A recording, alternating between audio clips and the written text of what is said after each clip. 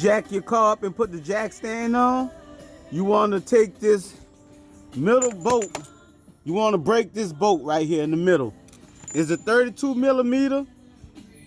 I got a big boy to break it, but if you don't have that, get you a breaker bar with a 32 millimeter socket and leave the car on the ground so you can have some tension to break that bolt first. That's the first thing you want to do. The next thing you want to do is jack your car up, put it on the jack stand. After you do that, next thing you want to do is you want to take your lugs off. These are 21 millimeters. Take them lugs off and take your tie off. The next thing you want to do is you want to get a 10 millimeter and move your speed sensor. It's going to come right on out. It's a 10 millimeter bolt behind your rotor. The next thing you want to do, you want to move that out the way so you won't have nothing holding up your shock. You want to take this off. It's just a little clamp that just slides right out. Right here for this brake line. So you want to move that out the way of your shock. The next thing you want to do is you want to take off your outer tie rod. When you take off your outer tie rod, it'll be a 18 millimeter socket.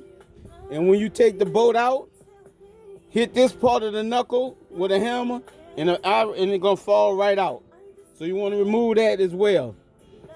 The next thing we're gonna do is we're gonna remove these two bolts. Hold on. The two bolts is a 21 millimeter socket. Put your wrench on one end and put your socket on the other end. And before you take them out, put your tie under your what you call them, because this here gonna fall down. But you don't want it to fall down to the ground. But after you remove these here two bolts, your knuckle gonna fall out. You want to make sure after your knuckle fall out, you want to make sure your axle bolt is removable. See how I can move that in and out? You want to make sure you can move that in and out like that. You want to make sure you can move that in and out because you want that to be loose. You know what I'm saying? If you can't move it in and out, get you a hammer with you can lose a socket and just hit it with a push in. So you want this to be movable right here, that bolt there. Okay. Once you do that, the next thing you're gonna do is you have two 13 millimeter bolts right there on this bracket. It's gonna be a bracket on there. The bracket look like this here.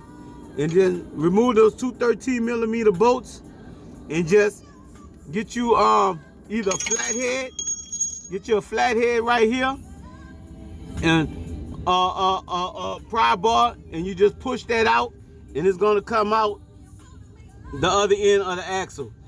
And showing y'all, this was y'all want to put y'all breaker bar right up in here, right up in between there, to push that out, and they're gonna push the other end of it out as well. And as y'all see, once I use the breaker bar to push that end out, now that end is out right there. That's what you want to get out. And you slide that out, and you're gonna slide it up, the other one in, match it. After you slide the other one out, match your parts. Make sure they are the same. Hey, once you match your parts up, reverse that process, slide the other one back in, and reverse